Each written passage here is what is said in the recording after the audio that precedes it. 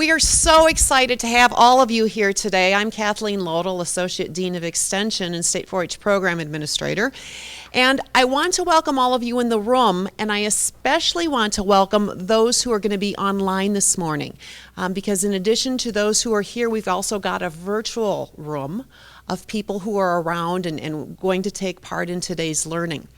The other thing I want to point out is that we have a lot of people who are students, and so we're going to see some in and out of people today because they're in classes first thing this morning and some of them are coming back later, so everybody's trying to make this work.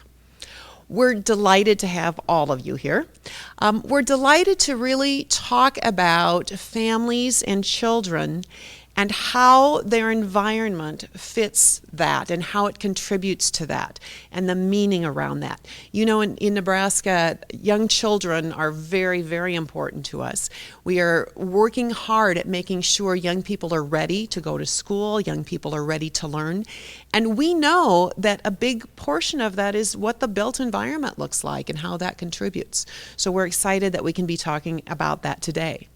We're even more excited that all of you are able to join us for the inaugural Charles and Shirley Niemeyer Healthy Housing Seminar. So we are delighted. We're delighted to have Shirley and Chuck here.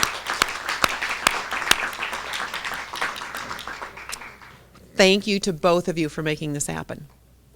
Well, I'd like to introduce to you the Dean of our College of Education and Human Sciences. Dean Marjorie Kostelnik is going to give a formal welcome on behalf of the college and share even more information.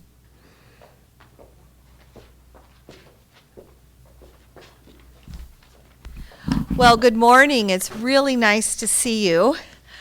I have to say that I have the pleasure of giving you a little background about what this is all about and to introduce also the sponsor of this event and tell you a little bit about them.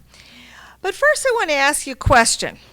What do you think energy, mold, aging adults, rural communities, and structural equation path modeling have in common? You got it all? Got that? Well, actually, those are all things that Shirley Niemeyer, at one point or another in her career, was engaged in. And it was always around housing and the built environment. Now, I have to tell you that when I characterize myself, sometimes in UNL, but outside of UNL, I tell people that I'm a human ecologist, and people even sometimes know what that is. But people who study human ecology are people who study the interaction of environments. And one of the most important environments that we have is the human-built environment. You know, the natural environment gets a lot of attention, and it deserves that attention because it's such an important part of our lives. But the human-built environment is pretty important too. The day that we moved out of caves, the days that many cultures, not all, moved from nomadic lives, but even in that nomadic life, there were human-built environments. But now we have more stable ones, more stationary ones in many parts of the world, and they influence everything about how we live. They influence our beliefs, they influence our relationships with one another, they influence the energy that we expend and the energy that we use. They influence our health. They influence our habits. They can draw us closer. They can push us further apart. And one of the things that's really special about Shirley Niemeyer is that from the very beginning of her career, she realized that value and she realized how important it was, and she studied those things and she helped translate the science and the research of it.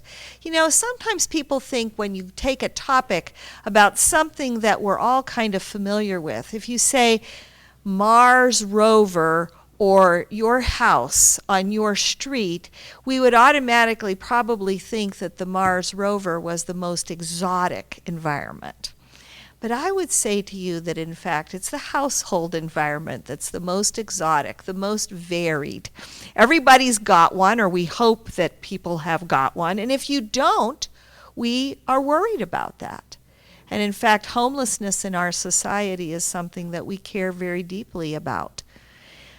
And one reason why I say that the home environment is so exotic is because it is totally individualistic according to families and according to the people who live there. And so this very powerful environment is something that Shirley has studied all her life. Now you can study it from a psychosocial point of view, and she has done some of that, but you can also study it from a biological and a physical point of view, and that is very much how she has studied that. One other thing I'd like to mention about her work is that you might notice we don't have a program in housing here at the University of Nebraska per se. So Shirley was somebody who for 40 years and 4 months worked at the university and was viewed as a person who had very important input, but at the same time she didn't have a lot of colleagues right on campus who were studying the exact same things that she was studying. And I think it takes a lot of courage and a lot of persistence to choose a field and to remain vibrant in that field when your colleagues are virtual.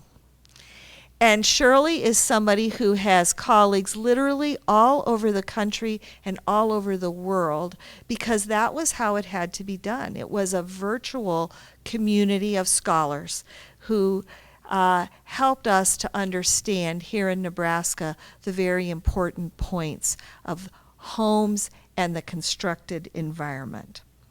So I don't know if that's the kind of introduction you might have expected, Shirley, but to me, the context of people, the systemic interactions among environments, the things that have shaped people, are really the crux of why they do the things that they do. And that helps explain this seminar series and this inaugural one. Shirley was pretty persistent. She didn't want to leave the university till she knew there was some definite notions about programming in this really important area. She's laughing, but trust me, I spent a lot of hours with she and Chuck, and I can tell you that this was important not only to them but to us as well, but we had to figure out what that platform would be. And so that is how this seminar came about. The idea of it is to help people have a much better understanding here in Nebraska, and those people include our professionals who are already in the field as well as our professionals in the making. To not forget that the human-built environment is part of that ecosystemic world that we live in, and to appreciate the influence it might have on individuals, families, and communities. And so, on behalf of the college, Shirley and Chuck, we would like to say thank you very much for having the foresight, for sharing your gifts of many, your intellectual gifts as well as your monetary gifts in order to make this a possibility. This is the first. It won't be the last. It's an exciting venture. We have about 50 people here today. I think that's a really great start, but in reality, out and about, we probably have another 50 people. So I think an inaugural event that has about 100 people engaged is really exciting, and it's a very worthwhile endeavor. So thank you all very much, and now I will move to having Kathleen introduce our speaker and others who are here. So thank you. On behalf of the college, thank you Shirley and Chuck, and thank you everyone both for being here and for being out there. I think it's quite fitting that a scholar who had a virtual set of colleagues also has a virtual audience today. Thank you. Thank you, Margie. You are exactly right. It's so cool that we can expand this classroom certainly statewide and also nationwide. We're thrilled about that. Thank you for those comments. Well, it seems fitting as we were thinking about who would be the best to talk about the built environment, the impact of that around families, that we looked really across the country for people who had that knowledge, that background, that vision, and could help us better understand that in different ways. And we were able to look to our south, to our partners in the land grant system at Oklahoma State University. And we were delighted that Dr. Gina Peak was willing to do that. Now, let me tell you just a couple things about Dr. Gina Peak, because this is very cool. And I know we have lots of students in the room and lots of students online, and this is a piece to think about. Dr. Peak, in working on her degree and her master's degree, started getting mentored by someone who was in the field of housing, and that's the area that she was interested in working on. And in fact, she had such great interest in that she said, you know, I really think I want that job. I want to be someone just like you. And then what she did is said, well, okay, I want that job. What do I have to do to get that job? And she had some great coaching and great mentoring. And so I'm telling this to students because look at those mentors and get some ideas and get some real information about what you need to do. They said, perfect, you're going to need another degree to make that happen. And so Dr. Peak said, perfect, sign me up. How do I do that? Let's figure it out. Let's make it work.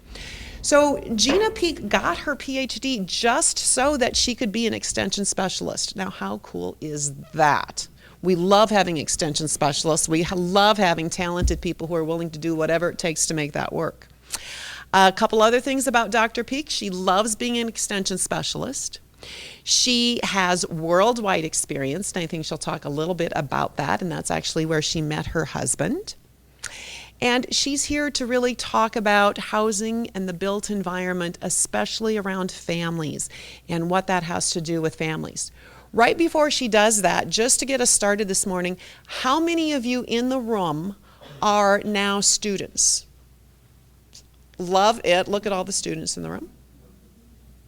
How many of you in the room are people who are professionals in housing, in youth, in families?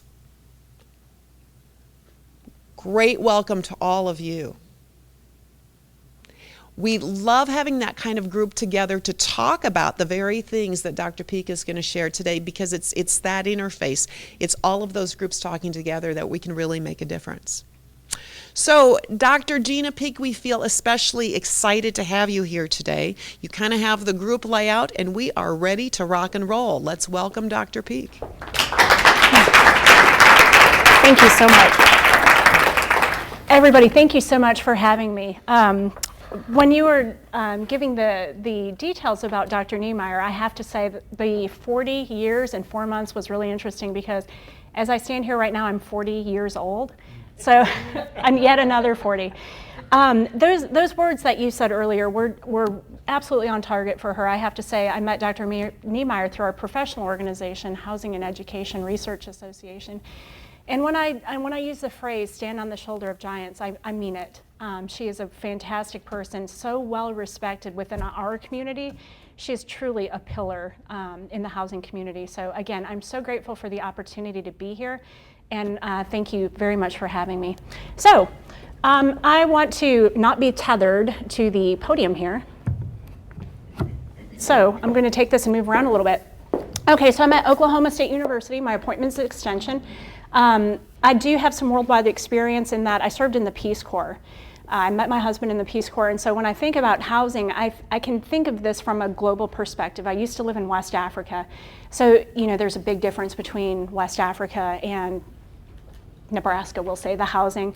I like to think about things globally, and I invite you to as well, because we truly live in a global society. So please note that I used my colors for my logo. See, we're orange and black at Oklahoma State University, perpetual Halloween. It could be the hottest day of the year. It could be July. And if you see somebody wearing orange and black, it's totally acceptable, socially acceptable. And then I found the color for you. It's Pantone 182, 183, something around there. And so I wanted to respect both of our traditions and both of our colors. Okay?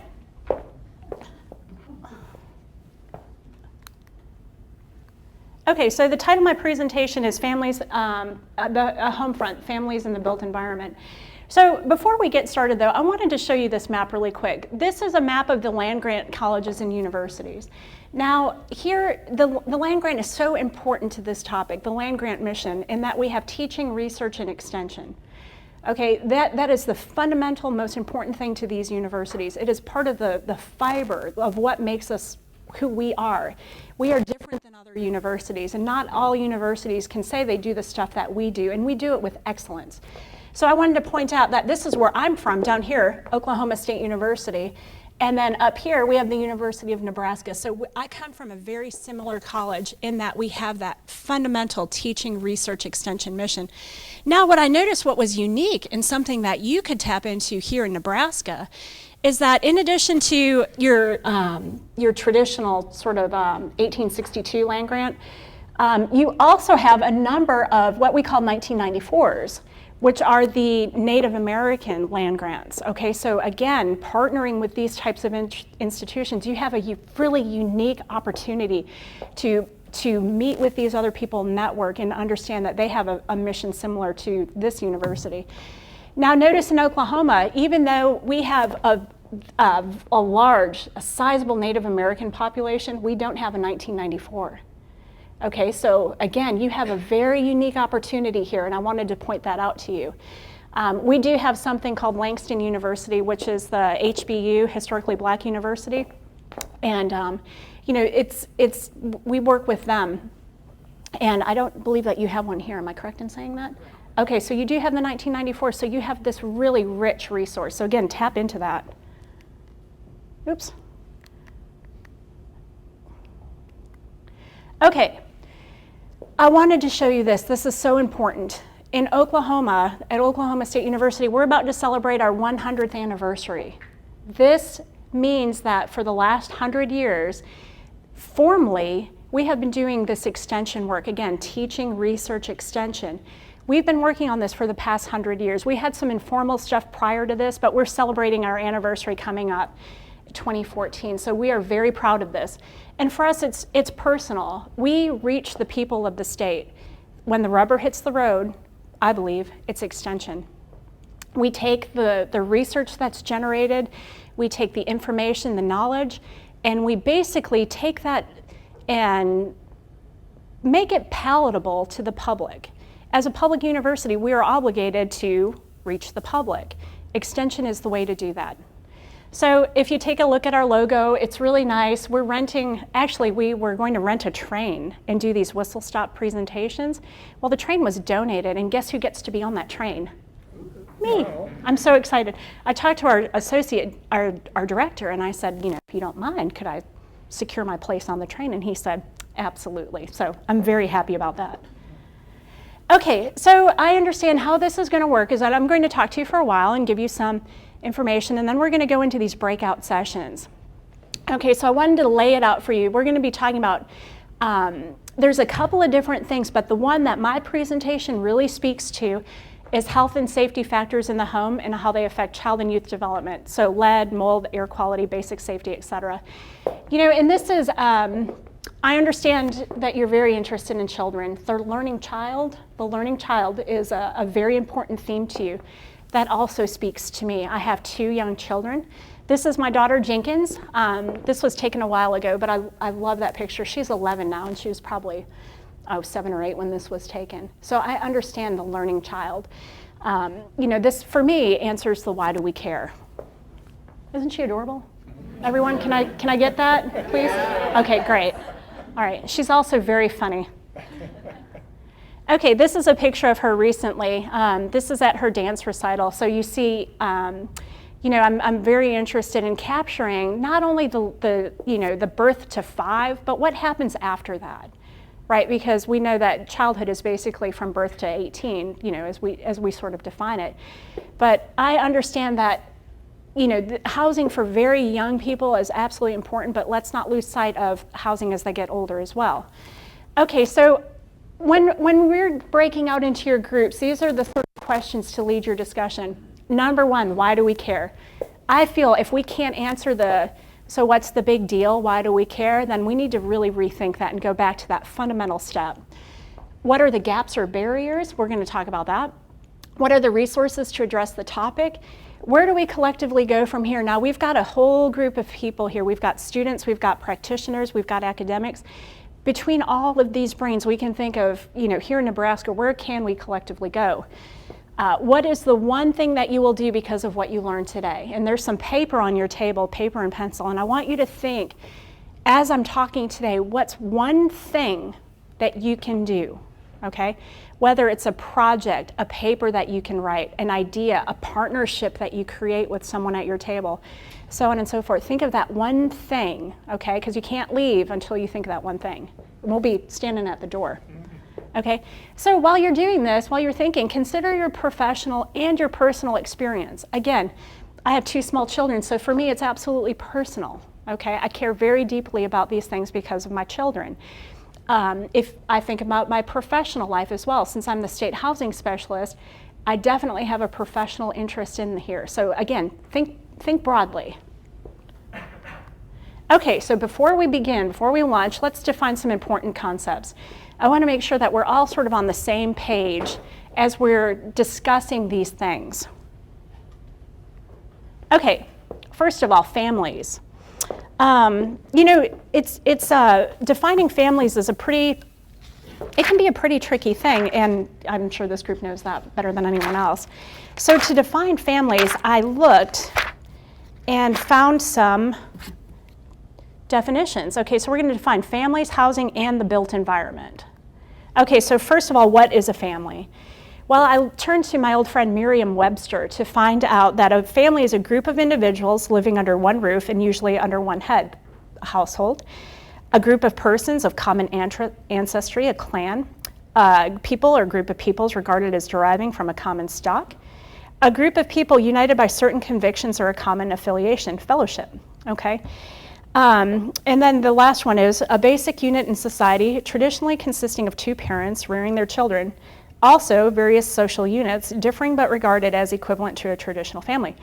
Okay, so as I talk about family, I chose these pictures because here we've got a couple looking at, I assume, Skype, maybe talking with people and whatnot. I've got a family here with a young child. And then I also have this really fascinating picture right here. So Dr. Niemeyer, do you remember last week the co-housing presentation from our conference? Well, this family basically is a group of people that got together and said, we are interested in aging in place in our homes. Well, in Stillwater, Oklahoma, how can we make that happen? So this group of people adopted a concept called co-housing. Is anyone familiar with that term?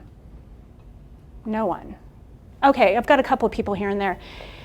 Okay, so they got together and they said, well, we're going to deliberately live as a group of like-minded people, and we are going to care for each other as we age in place in our homes. So they built this community, basically, which is across the street from my own house. When I stand in my yard, I can see their development. And this is their concept sketch, okay? So you see that housing, the built environment, can help create family.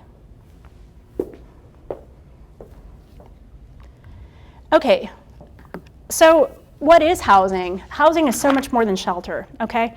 The term housing and shelter are oftentimes synonymous, but they have sort of a different mental connotation. When I think of housing, I think of homes. When I think of shelter, I think of something that serves this most basic need. So the housing definitely is a place that satisfies the most basic needs, okay? So starting at the left, housing protects us from the elements, right? Do you see that picture? What is that? Tornado. We know those well in Oklahoma, okay? We're really good at tornadoes in Oklahoma. So we have, as humans, we have a very narrow tolerance for temperature change. Actually, I felt that when I came to Nebraska because last night I was really chilly. We'd have to be protected, and housing provides us some protection from the elements. Sleep, housing provides a place for us to sleep. We need some place to rest where we feel protected and we can get a good night's sleep so we can function the next day. Now, how is that important for kids and child outcomes? If kids aren't sleeping well, then what? they really are going to struggle in their academic lives, in their personal lives, so on and so forth. Again, sleep. Housing provides us a place to rest. Personal safety and security. This is, housing provides a place where we can put our stuff. Okay, we all have stuff.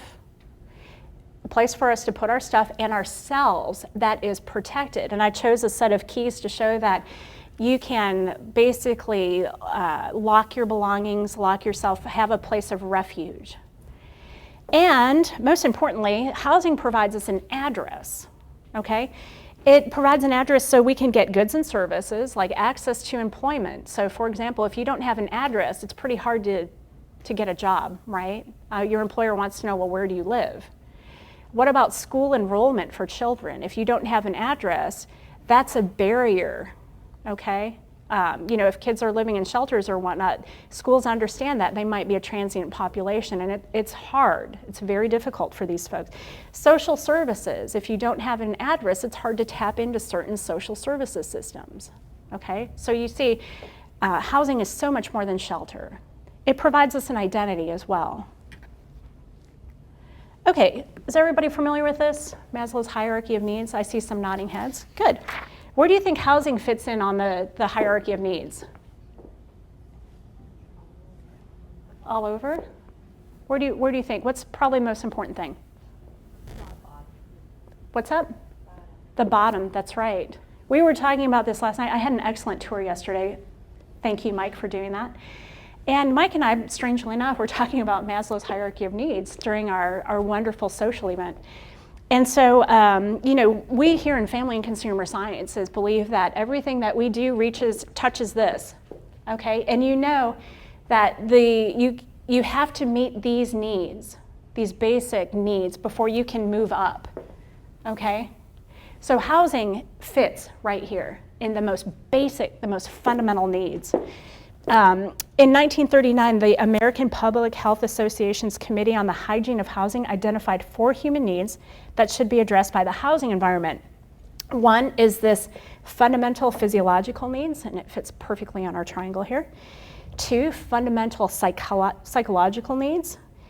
3, a protection from contagions, diseases, poisons, these types of things. And 4, protection against accidents. So Maslow's hierarchy of needs created this theoretical structure on human needs. And again, housing falls at the lowest level. That is the elements that are absolutely critical for human survival. Okay, so if you're not surviving on these basic needs, you can't get to the self-actualization, that very last tier.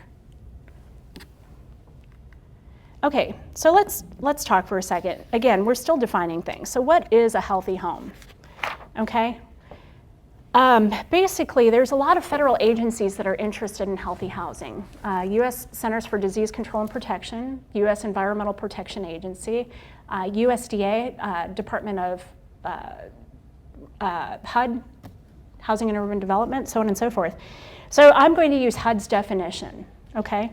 A healthy home that is one that is designed, you see my architectural drawings over here, one that is designed, constructed, we see our building structure here, our framework, maintained, okay, you see the cleaning bucket, healthy housing, cleaning, and rehabilitated, my nail and my hammer, in a manner that prevents diseases and injuries that result from housing-related hazards, okay? So again, a healthy home is one that is designed, constructed, maintained, or rehabilitated in a manner that prevents diseases and injuries that results from housing-related hazards.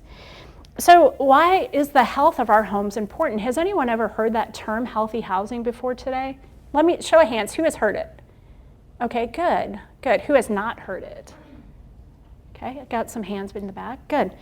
So the health of our homes is so important because there are so many things in our home environment that can cause us sickness or harm, okay? All right, let's talk for a second. Again, we're still defining things about the built environment. What do I mean when I say the built environment? Basically, human-modified places. So right now, in this union, we are in the built environment. This is a commercial space. So the built environment essentially includes our homes, our schools, workplaces, parks, recreation areas, business areas, and roads. It extends overhead in the form of electric transmission lines, underground in the form of waste disposal sites and subway trains, and across the country in forms of highways. The built environment encompasses all buildings, spaces, and products that were created or modified by people. It impacts indoor and outdoor physical environments, for example, climatic conditions, indoor air quality, outdoor air quality, as well as social environments, for example, civic participation, community capacity, and investment, and subsequently, the health and quality of our life. This is from a manuscript called Creating Healthy Communities, Healthy Homes, Healthy People, Initiating a Research Agenda on the Built Environment and Public Health. Okay, so here I've got a picture of this built environment, okay? This, to me, says a suburb, okay? It's very densely populated. We've got some homes that are closely grouped together. We've got these sort of circular streets. But take a look at this picture.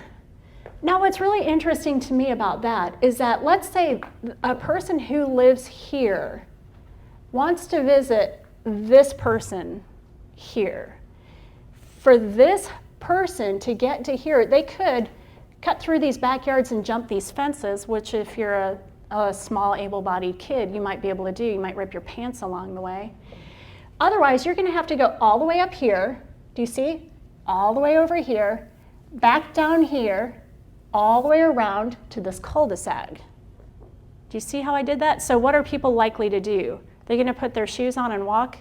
They are probably going to drive. If you're going and you have a casserole that you're carrying, casserole is a very Midwest thing, that's why I bring it up. You're probably going to have to drive in your car, otherwise you're going to have to carry your casserole with your hot pads all the way around here. So how are we building our built environment to foster well-being? Is this a model of well-being? Probably not, okay? I would argue not. But this is sort of a, we're going to talk about this word later. This is basically of its time, very popular. It remains to be popular. You still see housing developments being built this way. So I'd argue we really need to rethink this model very much. Here's an example of the built environment in the form of a little red schoolhouse, okay? And then here's an example of the built environment that caters to a population. So the built environment for these folks helps to enhance their participation in the community, meaning a person who has some need that requires them to use a handicap spot is able to do so. The built environment helps them participate.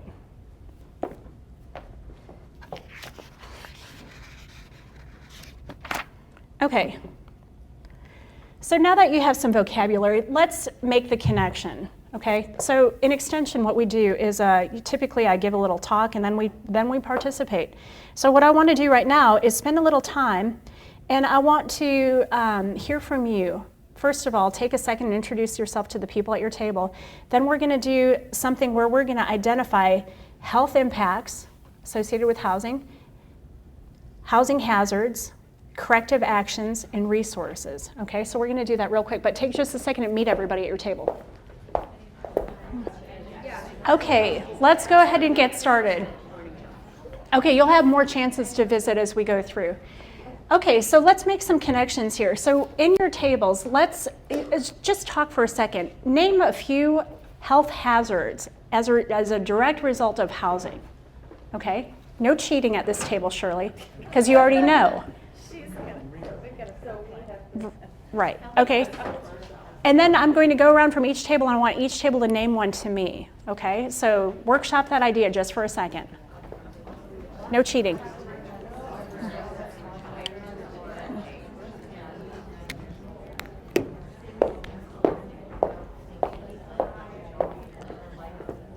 Health impacts.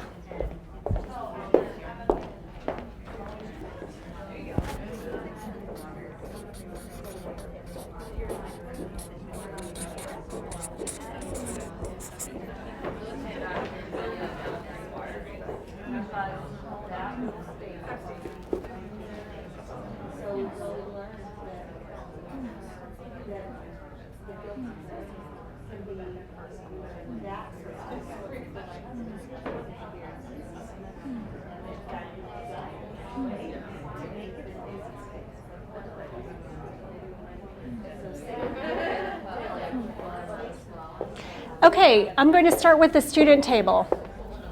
What's one health impact that you named?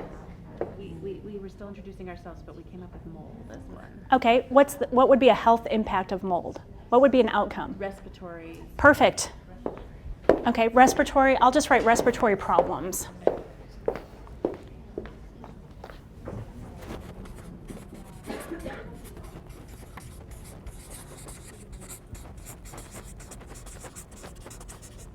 Actually, would one of you like to be my scribe and write these down? Great, thank you. Thanks. Okay. I like purple. All right, I've got another table of students. What do you think? Don't say, oh geez, be confident. We were just talking about the impacts of mold, but Okay. trying to expand.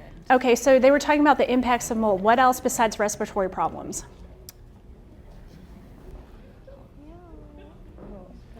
How about if we say asthma? Asthma, okay. Perfect. Good job, students. This table. Okay, we have indoor air quality such as, radon, mold, Okay. smoking. What's an outcome of radon? It's the formation of the rocks underneath. What? Lung cancer. Lung cancer. Perfect. Okay. This table. We kind of talked about like obesity and how if you're not in the right area, you might not be able to walk to a grocery store. Okay, I should be handing off the microphone. Okay, be confident. Are you a student? Yes. Be confident. Come on. We talked about obesity and how if your housing is not in the right area, you might not be able to be near a grocery store, so you have to kind of pick up fast food and stuff like that. Okay, food deserts maybe? Yeah. So your outcome would be what? Obesity? Yes. Right? Okay, perfect. All right, this table over here. Who's your talker? Okay. No, you're the student. Go ahead. Be confident. We talked about the lack of media control within the home. So if the families are allowing the children to see whatever type of media that they are allowed to, then that might cause problems within education and things like that. Okay, so what would be an outcome? Maybe struggling with school and Okay. having a problem with education. Okay, so we could call that behavioral? Yes. Could we say, yeah. okay, so we could write on their behavioral? Good job. Okay. What about this table? We talked about chemicals and medications that are lying around the house. Perfect. Which could lead to poisoning or... Poisoning. Did you all hear that? Perfect. Okay, this table? Falls and breaking bones. Falls and breaking bones. Perfect. So that would be an injury would be the outcome, right? Do you want to hear my injury story? Sure. Okay, so I'm the state housing specialist and safety is one of my sort of banner areas. And I was standing on a step stool, two steps high. And I was painting the ceiling and I stopped for a second to admire my work because I did a good job. So my 7-year-old daughter was with me. We were the only two at home. And I took a step backwards off of the step and I missed the step and I landed on my tailbone on a slate floor. And you know what my daughter said to me? She said, "Mom, stop screaming and use your yoga breath." Needless to say, it took a while to get over that injury. And I know better. How about this table? Oh, we talked about wires, faulty wiring, loose wires. Okay, so live wires. what would be an outcome associated with that? Well, electrocution for Okay. children or fires. Perfect. Electrocution, that's a good one. Let's see. I need to hit this table. What about this one? What's that? Oh, sorry. Okay, so I've done everyone here. Did I come to this table yet? No. Be confident! Well, we were literally just going to say wiring. Thanks, Okay. guys. Okay, what would be another outcome associated with wiring? So they mentioned electric. Charcoal limbs. Okay, The house would burn down. that's right. And then You would- displacement. yeah. Sure, right, displacement. That's a good one. Okay. This table. Okay, well, we talked about lead paint Yes. and how that could be detrimental for, I think it's brain damage and Uh-huh. different. I mean, if you eat it, I could assume that would hurt your digestive system as well. You assume, right, that it will hurt you. Yes. It will hurt you in a bad, bad way. Okay, so we're going to say lead poisoning on that one. And I saved the best for last. Dr. Niemeyer? Oh, we talked about planning a space that you think is safe, but when you have perhaps an elderly parent there, it's not as safe and burns can result. Okay, burns can result? Absolutely, absolutely. So we could write on their burns. Okay, so one of the health impacts that people were sort of alluding to, but I'm not seeing here overtly, what is it? Can you read my mind? What's the big health impact of housing? What would be my biggest outcome? Death, that's right. Death. Okay, so please understand, fundamentally, that death can occur because of housing conditions. Death for children can occur because of housing conditions. In fact, they are one of our most vulnerable populations. So if we think about the why do we care, establishing that, so what's the big deal? Children are it, children in their home environments, okay? So with that, what do you think some of the remedies are for these problems? Okay, we talked about the health impacts. What might be some corrective actions? So we talked about wiring. What would be something that we could do for the wiring? Yeah, if we could do a new one. Okay. Call an electrician, right. I'm kind of afraid of electricity, so I'm not a DIY person when it comes to I will paint the ceiling, but I won't fool with electricity. Okay, what if you can't afford to call an electrician? Find a friend that might be handy. That might be, we're going to talk about this affordability thing a little bit more. Okay, what about the respiratory problems? What about the mold? What do you think a corrective action for that would be? That one is hard, but it can be. Right, no cheating over here. One of the things that I find, I answer the mold question a lot. It's probably, that's the question I receive the most from consumers or clients, as you might call them here. The thing about the mold problem is that a lot of times it'll be pretty straightforward. You know, people will say, well, I had a plumbing leak and, you know, I didn't fix it right away, or so on and so forth. Other times it's something that's beyond their control. Let's say a family is living in a house and the landlord is not taking corrective action. Let's say there's a leak in the roof or a foundation problem and so on and so forth. The problem with this is that if you can't afford to fix these and you think, well, I'm just going to let it go because I don't have the money to fix it, and that can become a pretty big problem pretty quickly. All right? Cleaning removal? Perfect. Perfect. Got to fix the source of the moisture first. So that's going to, that's kind of the key thing here. Let's see our list. What were the other things that people talked about? What about radon? What would be a corrective action for radon lung cancer? Right. Remediation, like a radon remediation system. The thing about it, if you build it into the house at the very beginning in new construction, it's pretty cheap. But if you do it as a retrofit, anything as a retrofit can get pretty messy, inexpensive. Okay? Let's see here. What about the whole poisoning thing? What about poisoning in kids? Typically people say, they don't say, well, I'm going to leave these things out so a kid can be poisoned, right? It just happens. So we were talking at breakfast just very briefly. How do you change human behavior? This is a function of human, and there's a lot of smart people in here that understand children and child behavior, but it goes to a broader scope. It's a family level problem. How do we change family behavior to prevent poisonings? One of the things I think about in extension is where we store our household chemicals. So who here stores your chemicals under your kitchen sink? Show of hands. Okay, lots of people. Why do we do that? It's handy, it's convenient. What else? That's right, because that's where your parents do it. I argue that storing your chemicals under your kitchen sink is a generational thing. We can stop that today. We've got 50 people in the room. 50 people could move their chemicals to an area that's inaccessible to children instead of storing it under the sink. You can store something else there, like, I don't know.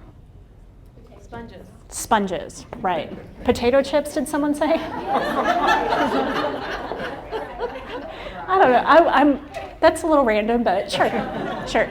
Maybe it's because she's trying to think of putting a positive. Or, Okay. But except that's going to be a part of that obesogenic environment. Okay, so let's talk about obesity. What can we do to combat the problem associated with the built environment and obesity? There's a lot of smart people thinking about this across the United States. What do you think? Right? Walkable communities, building walkable communities, building communities that are more traditional. Okay, what else can we do? Grow a garden? Sure.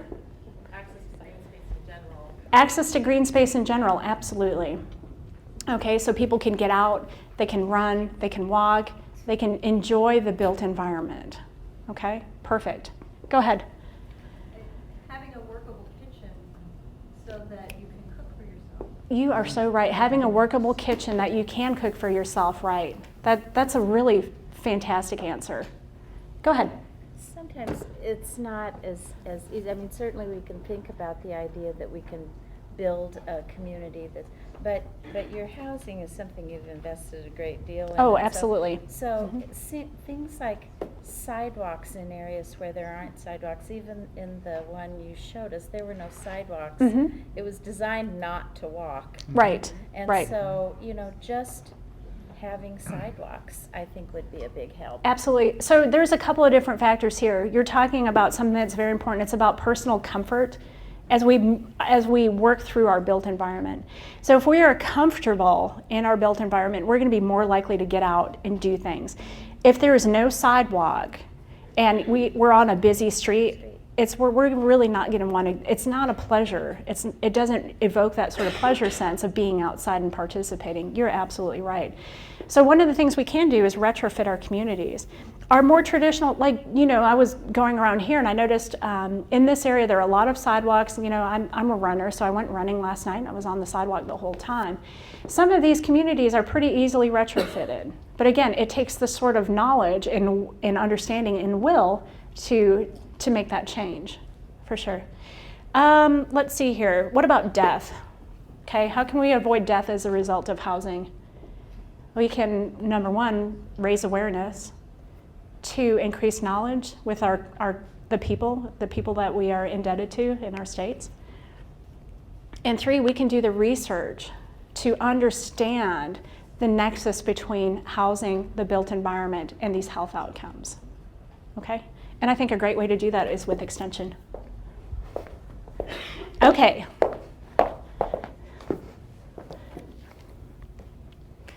Okay. So as you go into your small groups, you're going to be thinking about, this is a question I really want you to be to understand and be able to articulate. Okay, there's no homework here, students, but if you had to write a little paper about this, please thinking about, why do we care? Why in the world would we care about housing, the built environment, and families? Well, Florence Nightingale had to say the connection between health and dwelling is one of the most important that exists. So we've been thinking about housing, health, communities for a long time. This is not something new, okay? This has been occurring for a long time. Okay, so let's talk specifically about some housing and health connections, some specific things. This is to sort of get your ideas flowing to help you answer the why do we care. Okay, so first of all, does everyone see that little picture on the left, the far left? What is that? Right, an inhaler. An inhaler is used for asthma, okay? Let me tell you a little bit about asthma as related to housing. Okay, first of all, asthma is increasing, okay, point blank. According to the CDC, too many people have asthma. The number of people with asthma continues to grow. 1 in 12 people, about 25 million people, or 8% of the population, had asthma in 2009. Compared with 1 in 14 in 2001, so it's increasing at an increasing rate. About 1 in 10 children had asthma, and 1 in 12 adults had asthma in 2009. Where do you think the greatest rise for asthma rates among children? So if you have to think demographic, what group had the biggest rise? Urban, what's that? Poverty, yeah, okay. Black children. Okay, according to the CDC, the greatest rise in asthma rates was among Black children, almost a 50% increase from 2001 to 2009. There's a lot of factors that go into it, but in terms of one demographic, I think the point I wanted to make is that this is definitely an issue that is so critical to our most vulnerable population, and that is children. And unfortunately, some children are disproportionately affected by this problem. Okay, and asthma can kill, right? Remember we talked about death as being an outcome? It can really affect the quality of life, and it can affect, for example, how many days does a child miss from school? Subsequently, how many days does a parent miss from work? And so on and so forth. And again, this is such an important issue. Okay, let's talk for a second about the next picture. Does anyone know what that is? Can you guess? Is it a ray gun? In a way, actually it is. Okay, it's called an XRF, X-ray fluorescence, okay? Actually, I'm gonna buy one of these. I'm gonna talk about this in a few more slides. This XRF is used to detect lead. Well, I'm using mine to detect lead. You can format this to detect a lot of different elements, but I am interested in heavy metals. So the one that I'm purchasing will detect heavy metals, okay? So why do we care about lead? Some people talked about it. We talked about lead poisoning, okay? Lead in homes. Now this to me is also one of those, why do we care? Well, we care very deeply. Today, at least 4 million households have children living in them that are being exposed to high levels of lead. Did you hear that number? 4 million. Why is that? There are approximately 500,000 children aged 1 to 5 with blood lead levels above 5 micrograms per deciliter. That's the threshold of where we want to, that we think about as, I don't want to use the word important, but I guess I will, it's important. The reference level at which CDC recommends public health actions be initiated. How much is 5 micrograms per deciliter? Teeny weeny. That's the technical term, teeny weeny. That's hardly anything. That is nothing. There's no room for lead in our bodies, anywhere, okay? CDC, HUD, World Health Organization, all of these people are very, very angry about lead in children's body, as we all should be, okay? Let's talk about home injuries, okay? That's the next one. You see the crutches? Home industry is really important because on average, every year, 21 million medical visits are made due to a home injury. Okay, 21 million medical visits. I myself contributed to that number this year after I fell, and I wound up going to a doctor who said that I, bruised my tailbone, sprained my wrist, and sprained my ankle. Okay. Another 10 million visits to a hospital emergency department and 11 million to a private physician's office. So people are getting hurt at home and they're receiving medical care because of it. What is the cost of that medical care? A lot, okay? What about the people who don't go in to a healthcare provider because they can't afford it, or they might not have access, okay? In very rural communities, they might not have as good of access to healthcare. Okay, and then this last one here, you see the scale right here? Obesity, and we've touched on that. Childhood obesity has reached epidemic proportions. It's critical to devise interventions that target the root causes of obesity and risk factors. The two main components of childhood obesity, according to this author, and I'll cite this source, are physical inactivity and proper nutrition. It's becoming increasingly evident that the built environment can determine the level of exposure to these risk factors. Again, physical activity and improper nutrition. Okay, so basically, this is a really nice publication called Contributions of the Built Environment to Childhood Obesity. So again, we understand that connection between the built environment and obesity. Okay, so this is fundamentally, why do we care? Okay, so let's talk some more, why do we care in terms of families, okay, and children. Okay, when I talk about vulnerable populations, you understand as a group very well that children are absolutely vulnerable, okay? Look at these kids right here. Aren't they gorgeous? Look at this one. That's my daughter Jenkins. She's 11. She's about to run a race here. She runs cross country and she's fast. She can beat me in 1 mile, but I can beat her in a 5K easily. All right, so here she is. And then look at this adorable child. She's about to sneeze. This is my daughter, Hampton Sloan, and she's 7, okay? So when I think about myself, why do I care? Because I have 2 children. I care very deeply about the connection between housing and health, okay? And I know you're concerned about children, but let's talk about other populations. How about this? What population does this represent? Older adults, right? Isn't this a great picture? In my family, I take pictures of everything. I photo document everything. This is my grandfather's teeth, okay? So they know if they leave it out, it is fair game. I'm gonna take a picture of it. And so, my grandmother went into a nursing home. She had a big decline very rapidly, and he stayed in our family's house. So their house, when I use the term mill house, do you know what I'm talking about? Just a very small house on a row with sidewalks, actually, and they all look the same. Anyways, that's the house they've had for the last 1,000 years. And so my grandfather, I was visiting to help him and sort of take care of him a little bit. And he took his teeth out. He doesn't like wearing them. And I said, well, I'm going to take a picture of that and use that. So we understand that older adults, our children, and older adults are our 2 most vulnerable population when it comes to housing. Now, some of the outcomes that we talked about, so older adults might be more likely to have a burn in the home, okay? Reaction times might be slower, burn because of just a variety of things, kitchen fires, hot water scalds, falls. That's my biggest fear with my grandfather's falling. He has to do laundry down in the basement, and I know, worry about him.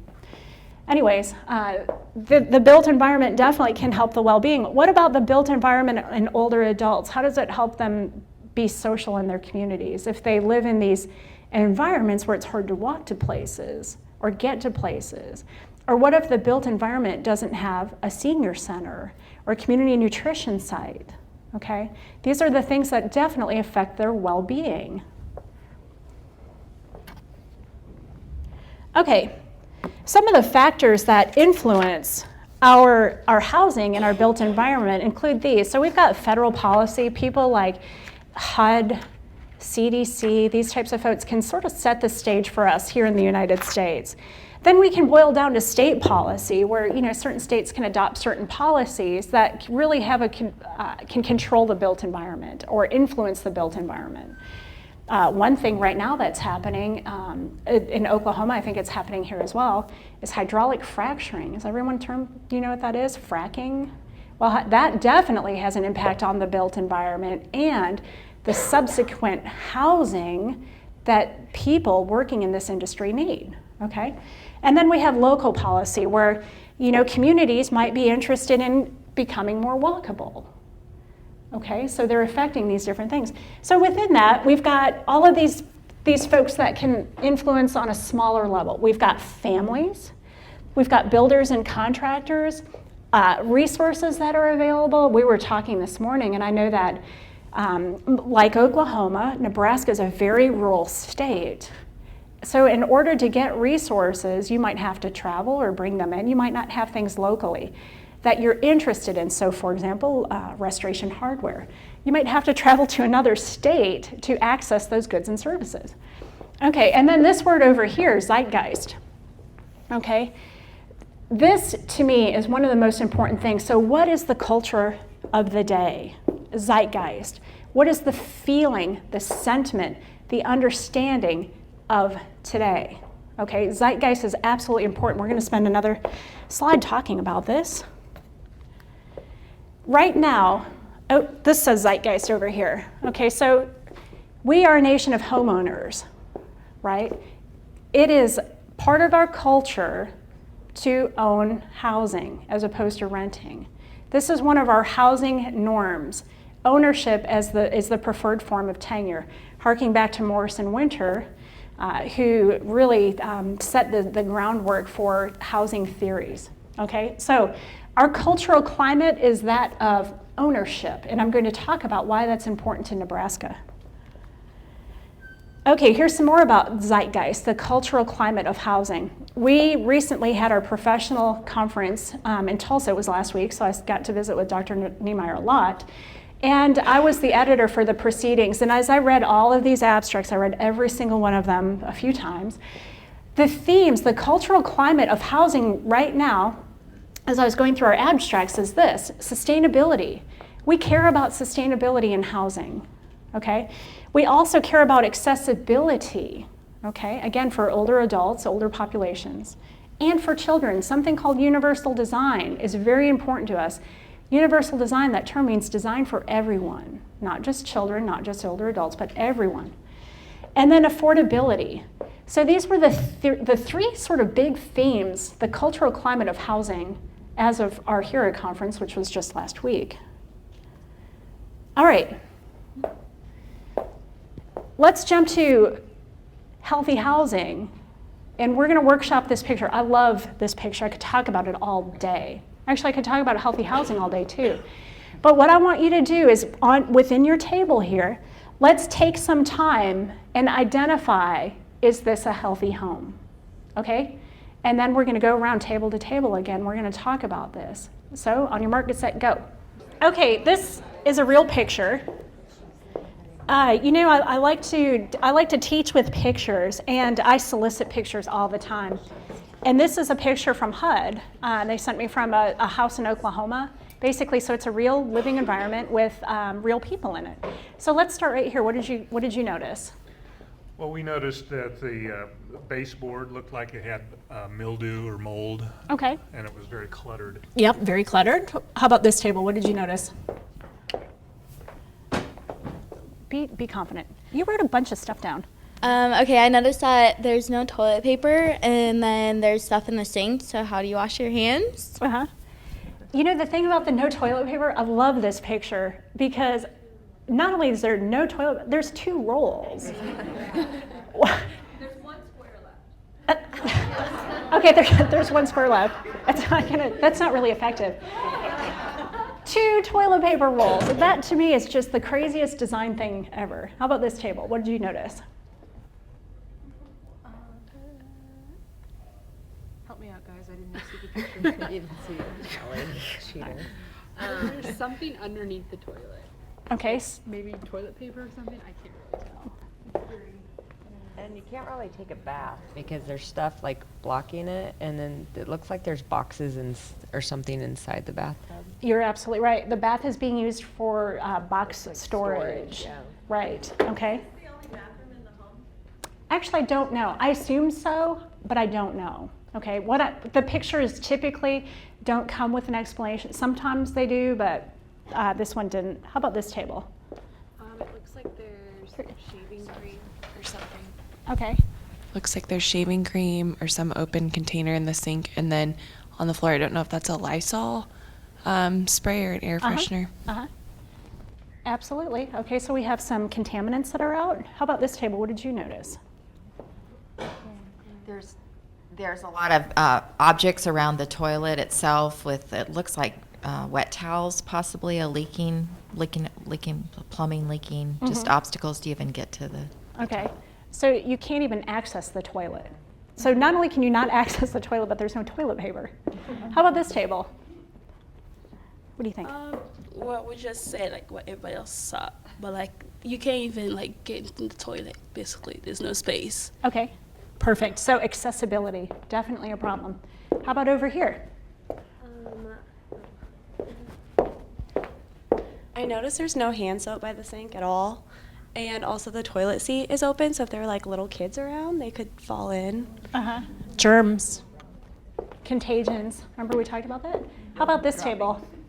You said that it looked a lot cleaner from back here, and then when you went up, it was really... Yeah, I was just talking to my students about how behind the toilet, if you look at the floor, there's little brown specks. It's almost like there might be rodent droppings. Sure, absolutely. You were right on. Okay, and that's a bad thing too. Did I come to this table yet? What do you think? I think you guys got most of what we noted. The only other thing would be that we don't know if there is any refuse in the potty chair or in the toilet itself, so there may be additional concerns there. Absolutely. How about over here? I think you've mentioned all of ours. Okay. let's see here. Who lives in this house? A guy, probably. They don't need toilet paper in the seats up. Okay, they don't need toilet paper in the seats up. Who else lives here? Well, with the potty training chair, it looks like a small child. That's which right. Leads to more concerns because we saw the bags. That could be another choking hazard. You know it's a young child because there's a potty seat. So they're not big enough or old enough to use the regular standard toilet. So if you have this young child here, and we talked about, okay, so you mentioned the bags. We mentioned accessibility. It's all cluttered and hard to get to. Someone mentioned the potty seat was disassembled, okay, and upside down, right? Okay, so you see there's a can of Lysol right there too. And then underneath the green part of the potty chair, there's a can of Comet, which clearly they're not using. Okay, so do you see the exposure, the chemical exposure? The risk of that is very high here. Let's talk about kids just for a second. So you know potty training is pretty difficult, or it can be, right? I have 2 children and I've lived through it. And you know, sometimes if a child is not using the toilet and instead going in their pants, how might that make a parent feel? Frustrated. Angry? Okay? So if the child doesn't have access in the first place, and then maybe might be being punished because of not using the potty chair, so you see that might be an outcome as well. That if they're soiling but they're afraid to tell their parent, then they're sitting in the soil. Okay, yep, good point. Good point. Okay, so there's some real sort of emotional things that are important to this picture as well. And there's an Easter basket. Did anyone mention that? Okay. Okay, let's understand Nebraska just for a little bit, okay? So I wanted to paint a picture of why do we care, the important vocabulary, so on and so forth. But I went through and I found some stuff about Nebraska that I thought might be interesting to you in terms of demographics and housing. Okay, so here we are in Lancaster County, and be sure to notice I used your red color here, the Pantone 182. Okay, so Nebraska's a big state. You got a lot of counties, very rural, 3 metropolitan areas as I understand it. Cherry County is really enormous. So let's talk about, so in Nebraska in 2011, this is from the census, all of these data are from the census. There were 801,185 housing units, okay? You're a state of homeowners. The majority of residents in Nebraska own their homes, almost 70%, so 68.3% of the people own their own homes. The median value of owner-occupied housing units is 125,000. Okay, and these are the comparison against the United States. Persons per household, 2.46. Median household income is 50,695. And persons below the poverty level percent is 12. Okay, so you know, in comparison to the United States, you've got some positives here for sure. Okay, let's talk about the housing itself. Okay, so the units and structure. Okay, so the total housing units, again, we've got that number to start with, up high. All right, 1 unit detached. So this tells me that Nebraskans prefer single-family homes. Okay, so the majority of Nebraskans live in single-family homes. And again, they own their homes. They're very interested in living with their families and owning. Okay, look down here. Some people live in boats, RV, van, etc. Not very many though. Okay, multifamily is the minority. You see this through here? Not as much multifamily here. Okay, now this to me is absolutely fascinating, and I hope you're fascinated by this too. Let's talk about the year that the structure was built. Okay, so we've got some relatively newer housing through here. Housing, you know, pretty new. As we get down here in our, well, I'll call it our aging housing stock. Now, I have a master's degree in historic preservation, so I love the old stuff. I love it. So when I saw this, I was so excited. Built 1939 or earlier, 23%, almost a quarter of your housing stock is built before 1939. Now, why is that? Homestead? Okay. I saw some of it, you know, driving around Lincoln, looking at it just a little bit. As much as I love old housing stock, the thing that I think about when I see that number, I think of lead, because lead wasn't banned from paint in housing until 1978. So the probability of having lead in a home is pretty high. The other thing I think about is wiring. So for example, aluminum wiring. Remember we talked about calling an electrician? Definitely. Knob and tube, perhaps, which is also a dangerous thing. So again, built 1939 or earlier, that to me was just absolutely striking. Okay, so in terms of housing tenure, again, you prefer to live in your own homes that you purchase. So these are a couple of things that were really interesting. You'll be happy to know that very few homes lack complete plumbing facilities. Okay, very few. These might be, houses that somehow the plumbing doesn't work for whatever reason, or maybe it was never installed in the first place. I don't know. No telephone service available, and again, you'll be happy to know that lots of folks have telephone access, and the majority of people above and beyond have complete kitchen facilities. So someone over here brought up the point of having a kitchen in which you can cook a meal. That's an important thing here. Okay, so your housing stock looks pretty good. Let's talk about value for a second. Okay, the bulk of your homes are in this range right here, 100 to 149. And again, the median value is 125, give or take. All right. You've also got a sizable population, 10% less than 50,000, the value of their home. Okay, so in terms of housing, 50,000 and below really can't buy a whole lot, right? We know that the prices of housing is increasing. Then we've got a nice group of people that are here between this 50 to 100,000 range. Okay, but again, the bulk of all your consumers are pretty much down in here. Now, please, if you remember anything from today, remember this. I'm going to teach you a term called housing cost burden. Is everyone familiar with that?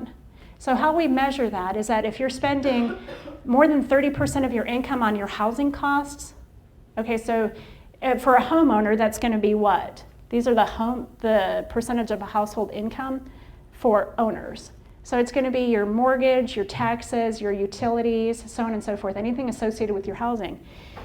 These people I'm concerned about. Do you see 30 to 49%? So this is our magic number. Anything greater than 30, we have this population right here. We're going to say 25% of your owners are housing cost burdened. That means they're spending too much on their housing for their income level. Okay, that's a lot of people. Let's look at renters. You're going to really like this one. Okay, occupied units paying rent, gross rent of percentage of household income. Look down here. 8% in this category, 35% or more, 34%. So that, we're going to say 42. 42% of your renters are housing cost burden. That's a lot of people. You know, the technical term, if you're paying too much of your income for housing, that leaves you with less income to do what? Everything else. Okay, so if you're spending too much on housing, you have less money for all of the other very important stuff that you need. Okay, so these people are strapped. This group right here especially, strapped. Okay, so if your housing cost burdened, how likely are you to make the repairs that you need to make? Probably less likely, right? Because you don't have the money for it. Okay, and renters are especially in a sort of a troubling situation because not only do they not have the money, but they're also, you know, they rely on their landlords who are obligated to maintain the housing for their health, safety, and welfare. But again, they have to physically go to someone and say, I've got these problems, fix them right away. Yeah, please. Do you have data on how much of that housing is owned by the resident versus the bank? That's interesting. I am sure that there is a data set that captures that, especially now with these sort of vampire and ghost mortgages that we have, with the banks owning these things. It is not captured in these census data. But if we dig around, I'm sure we can find it. Yeah. The number of bank-owned properties. I actually am just thinking about how much Sure. How much of the house belongs to them versus is still Mhm. a mortgage. And in the class that I teach that I've invited my students to come today, we are spending a lot of time talking about how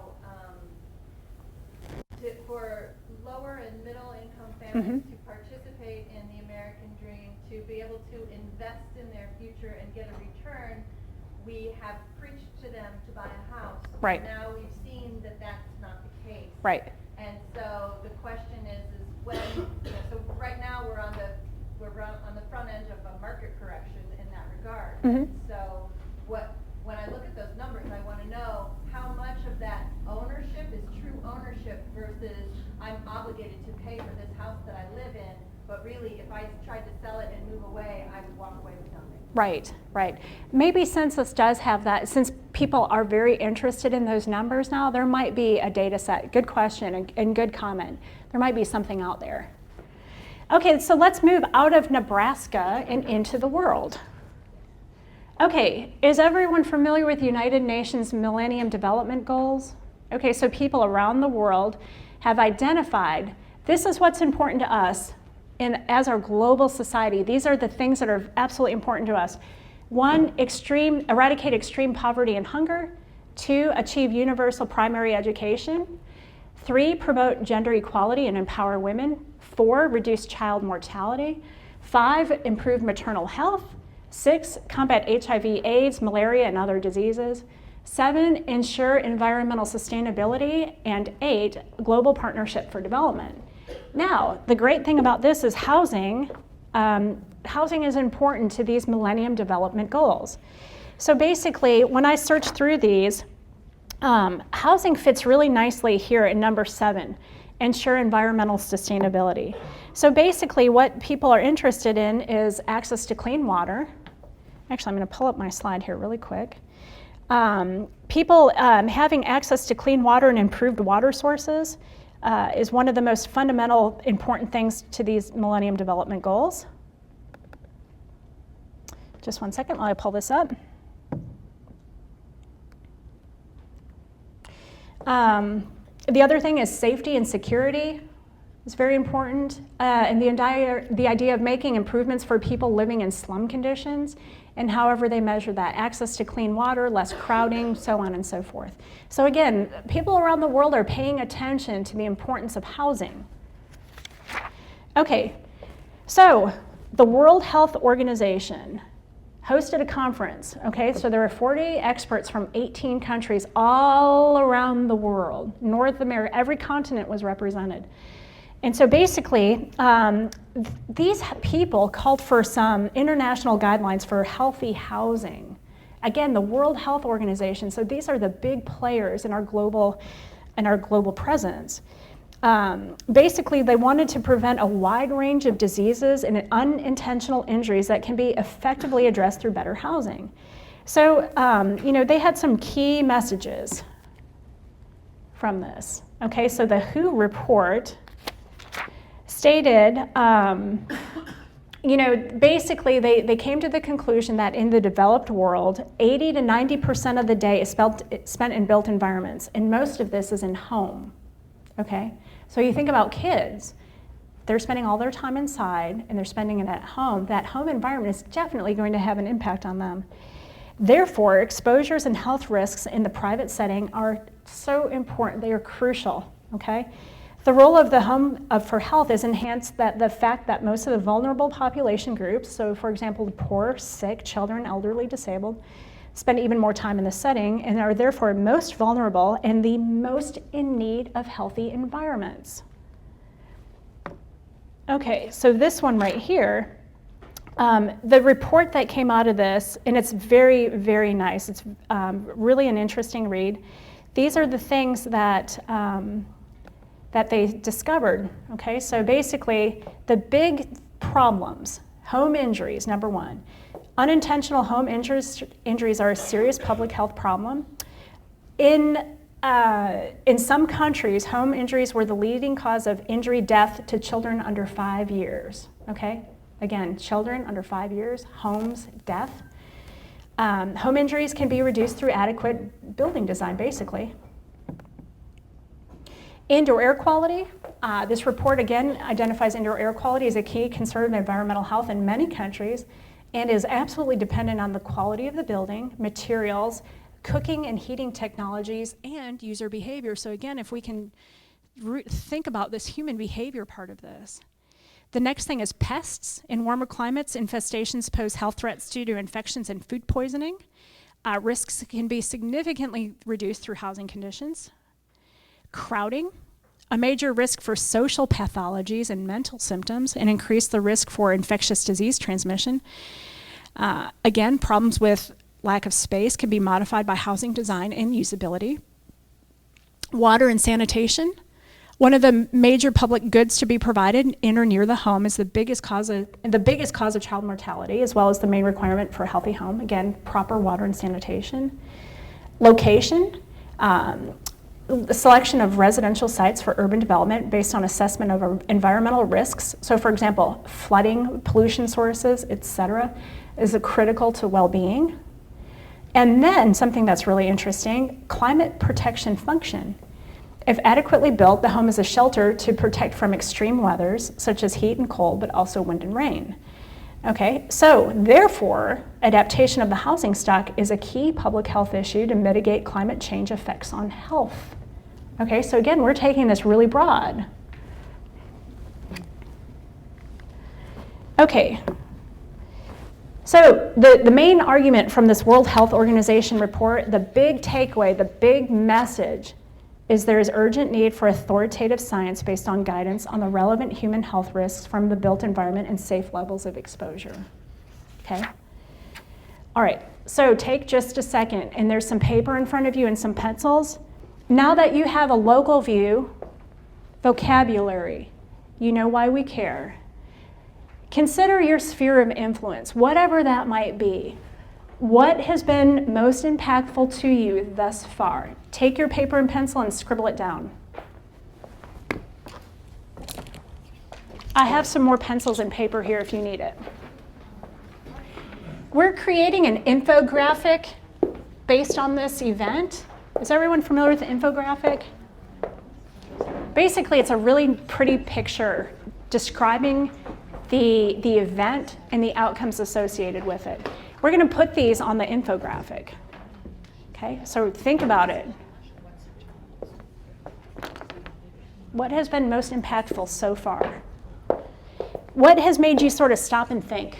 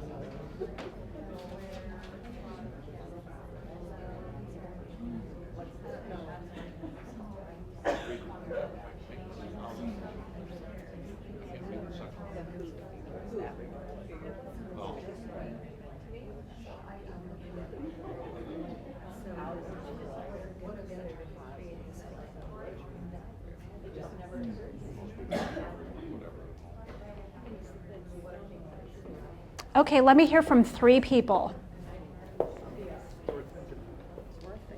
I'll take volunteers.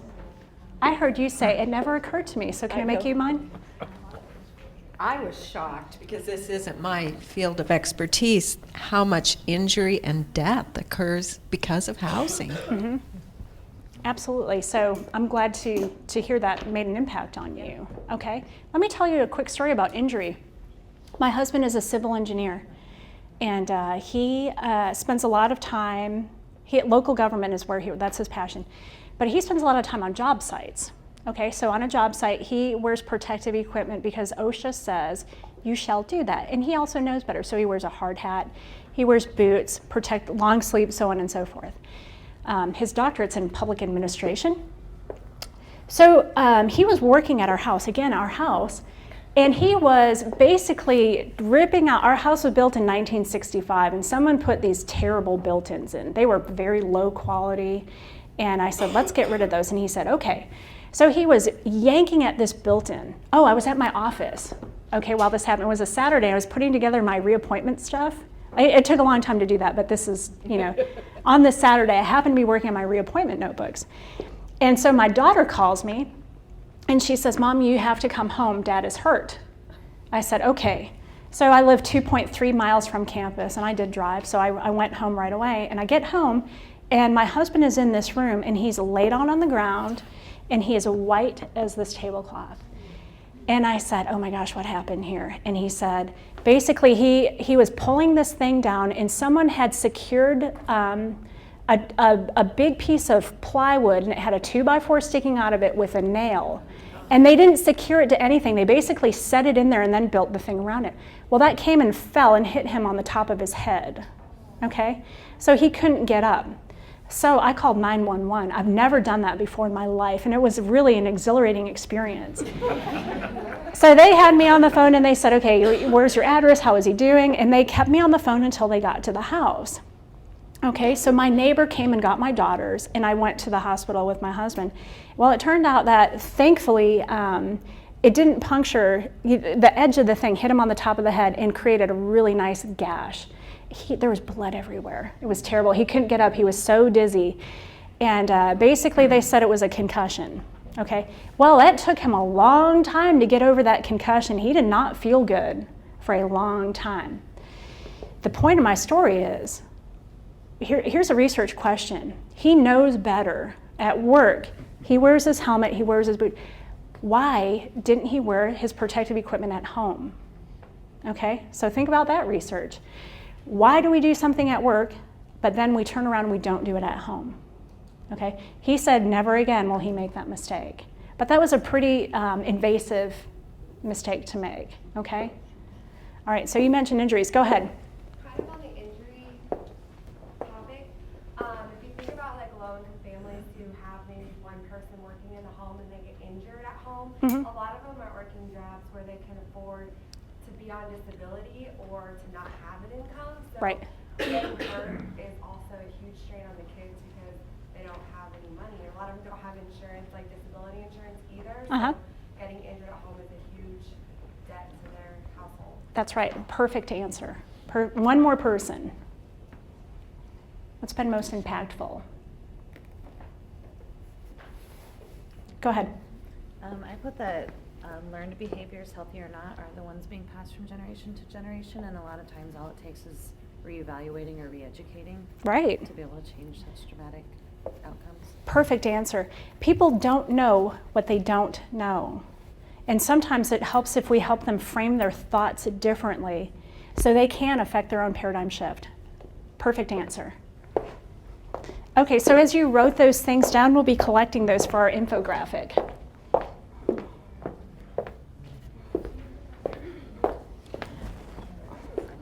Okay, so this is one of your questions to lead the breakout sessions. What are the resources that we have to address this topic? Well, since I'm an academic, I thought of it sort of from an academic perspective, but again, you have your own ideas of resources. Okay, so materials for academics and practitioners. We've got some peer-reviewed journals. We've got extension publications. We've got government resources, grants, professional organizations. I'll talk about each one of these. So is everyone familiar with the search JSTOR? Okay, so basically you can log on to jstore.org and you can search peer-reviewed manuscripts about everything. It's a good quality stuff, and I use it as my search engine of choice. So I typed in these search terms, okay, so indoor air quality, so on and so forth, down to home safety. And I used the terms there, and I also put the word child or children with it for my search. And I limited my search to 2012 and 2013. So I wanted the most recent stuff that I could find about these topics. This is what I came up with. Indoor air quality, and again, there's tons of stuff that popped up. I just picked titles that I thought were really interesting. So this is the latest and greatest research out there. A method to estimate chronic health impact of air pollutants in the U.S. residences. You know, this one right here, the punchline is that they developed an approach, okay, to measure regional national initiatives that can affect indoor air quality at the population level. I thought that was really interesting. This one right here, endocrine disruptors and asthma-related chemicals in consumer products. This one was really interesting. The punchline of this is that common products contain complex mixtures of endocrine disruptor chemicals and asthma-related compounds. Consumers should be able to avoid some using purchasing guidelines and purchasing criteria, for example, avoiding synthetic fragrances. Complete labeling is needed to avoid the rest of these target chemicals. Okay? The next one, this is a really neat one. Mold and moisture, indoor environmental exposures for children with asthma enrolled in the HEAL study for post-Katrina New Orleans. So the punchline is this. Concentrations of airborne mold and dust allergens in the home of the children who participated in this study were lower than measurements found elsewhere in other studies. And they think maybe it's because of post-Hurricane Katrina cleanup or because the children themselves moved back into cleaner homes after cleanup. Okay? So I wanted to capture some sort of regional things. Here's a really nice one, carbon monoxide. The title of this one is Choking on Modernity and Human Ecology of Air Pollution. I picked this because of that whole human ecology thing. I thought, they're speaking my language. Okay, so they found that the number of households has a greater effect on sulfur dioxide emissions than average household size. This suggests that the effect of population on the environment is not simply due to size and growth, but also its distribution across households. Really interesting. Here's one for lead. Rochester's lead law, evaluation of local environmental health policy innovation. So basically, what these folks did was they evaluated the effectiveness of a comprehensive rental housing-based lead law adopted in Rochester, New York in 2005. So they conclude that although many uncertainties remain, the analysis suggests that their lead law has had a positive impact on children's health. Strong enforcement, support for community-based lead programs, and ongoing intergovernmental coordination will be necessary to maintain lead-safe housing in Rochester. You know, lead is a neurotoxin. Again, there's a lot of problems associated with lead, everything from lower IQ to linking to criminal behavior in adults that were exposed to lead as children. That's why we care about this one. This one is awesome. Drinking water quality, purifying drinking water with sun, salt, and limes. So using the combination of sun, salt, and limes in developing countries to create a safe water source. This was a really interesting read. And again, it's something absolutely practical because if you have salt, sun, and limes, you can create safer water. So not so much of a technological burden there. Okay, this one, hazardous household products. This was a tough read actually. Birth weight and prenatal exposure to polychlorinated biphenyls and this big chemical with that long name. A meta-analysis with 12 European birth cohorts. Now this was fascinating. So they said that exposure to high concentrations of persistent pesticides, these two types of pesticides, may cause fetal toxicity, but the evidence at low exposure levels is limited. So they know that at high levels, this has a definite effect, but what happens if you have a very low level? So they did this really nice study where they used maternal and cord blood and breast milk samples from almost 8,000 women enrolled in 12 different European countries, so 12 different birth cohorts, from 1990 to 2008. So basically a time series look at this, astounding. Basically, the punchline is that findings suggest that low-level exposure to this first pesticide impairs fetal growth, but that exposure to the second one did not, okay? And these chemicals basically are stored in the fat in our bodies. So once they're there, it's called a body burden. They don't just sort of flush out of our systems. Okay, this was one complicated study, but a really awesome read. Okay, this one, pesticides, evaluation of the 2 least toxic integrated pest management programs for managing bed bugs with a discussion of a bed bug intercepting device. So basically what they wanted to know is what is effective in terms of bed bugs and bed bugs elimination in the home environment. So they did this really nice study where they had 16 apartments. They had a control group and a treatment group, basically, so a randomized study. And what they found was, in addition to these targeted pesticides, low risk, using integrated pest management, lower risk pesticides combined with consumer education and these neat little things called interceptors that you put underneath a bed to see what the bed population looks like, they found that yes, they could make an impact on bed bug infestations in homes. Okay? I thought that was good. Bed bugs is a really interesting problem. It's not going away anytime soon.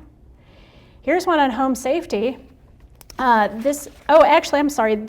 pesticide one was the only one from outside of my time frame, 2012 to 2013, because I couldn't find anything that used pesticide exposure plus children. I had to search just a little further back to find this one. And again, children are mentioned in every single one of these articles that I'm telling you about, every single one.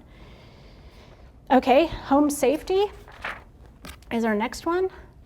Let's see, emerging technologies and their impact on disability. What they say in this one is that technological innovation is transforming the prevalence and functional impact of child disability, the scale of social disparities in child disability, and perhaps the essential meaning of disability in an ever increasingly technology-dominated world.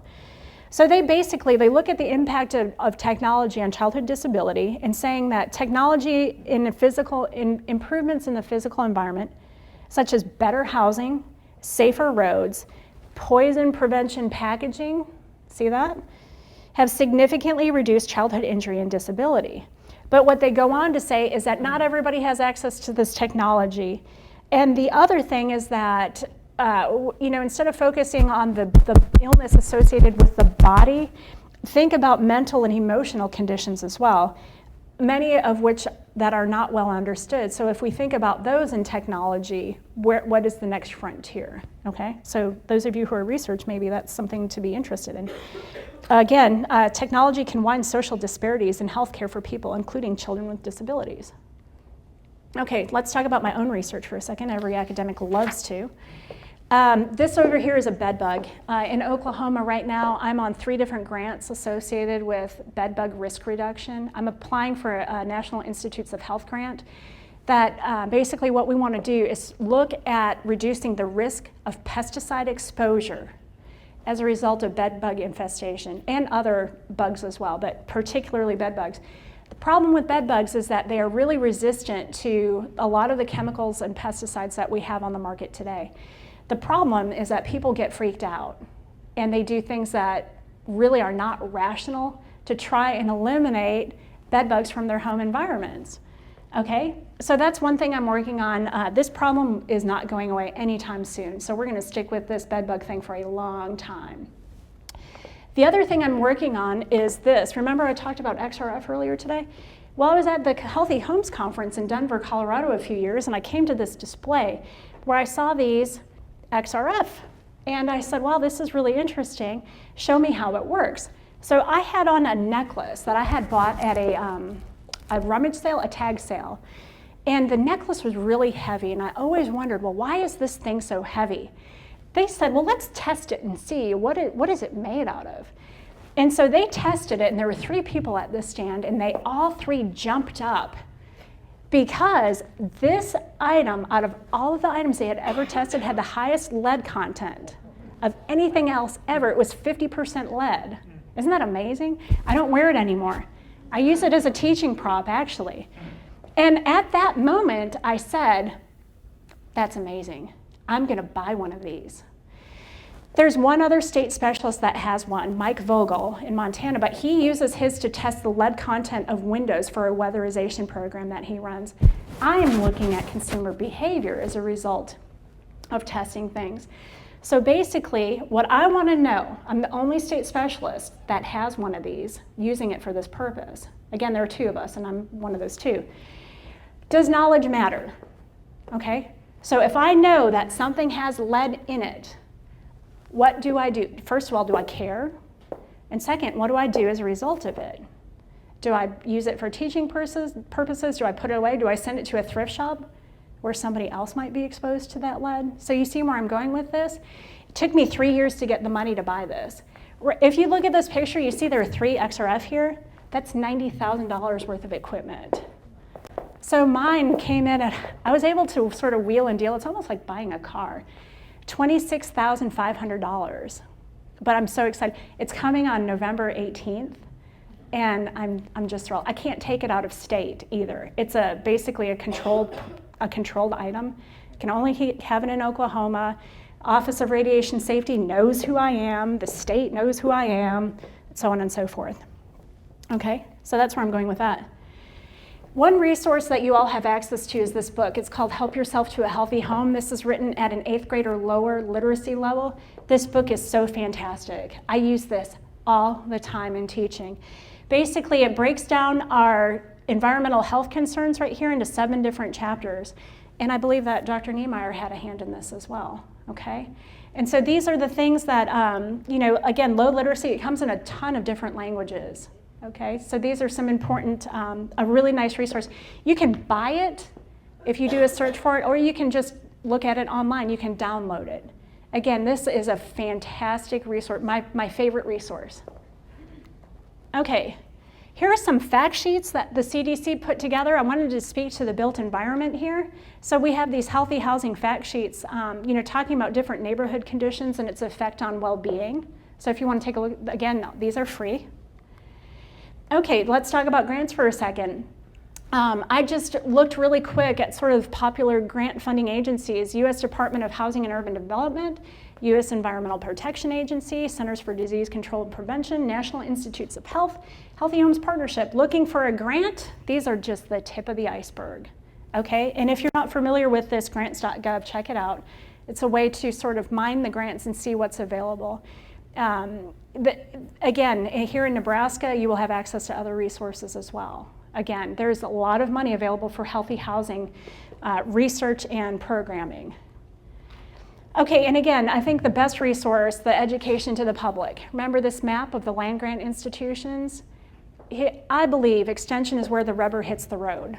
Okay, so all of the research that's generated at the universities, how do we take it down to a level that the public finds interesting and wonderful? It's through the land grants. Okay, so again, this is one of your best resources. Here's another resource. This is our Housing Education and Research Association. This is a group of people that are committed to housing and researching housing. We have people from land grants all over the place, interested in housing policy, how does it affect people, communities, so on and so forth. So again, this is another resource. Okay, so as you break into your small groups, I want you to think collectively, where do we go from here? Okay, so you've listened to a lot of stuff today. But think in terms of your own sphere of influence, in your coursework, in your teaching, if you're a practitioner, so on and so forth. Collectively, where can we go from here? Okay, so the one thing you will do, okay, so we talked about what was the one thing that was impactful to you. What's the one thing you're physically going to do as a result of this seminar today? I want you to write that down on your paper, and we're going to put it in our infographic. Meanwhile, remember I said I served in the Peace Corps? Well, one of my Peace Corps friends that I haven't seen in, how long? 15 years this year, Jill Fox. And she works here, so I was so happy to be able to make that connection and see you today, too. So again, what's the one thing that you're going to do? And you'll have a chance to announce it to the people at your table as you go to your breakouts.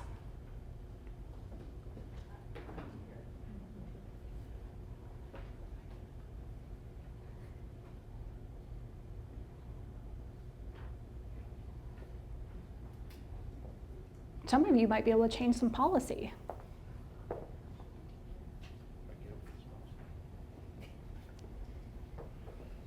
It could be something as simple as, storing your chemicals in a different way. Okay? Think about that. So with that, I wanted to say thank you. Dr. Niemeyer, look right here. I took this picture at the conference last week as Shirley was giving out awards. That's so funny. And I just wanted to say thank you from, it was an honor to be here with you today. It's an honor to be the speaker at this, your initial seminar. I'm so grateful for the opportunity. So glad we had the chance to spend this time together. If you have any questions or comments or concerns, I'll be floating around during the breakout sessions, and I'd love to visit with you more about the topics that we talked about. So with that, again, thank you so much. Thank you.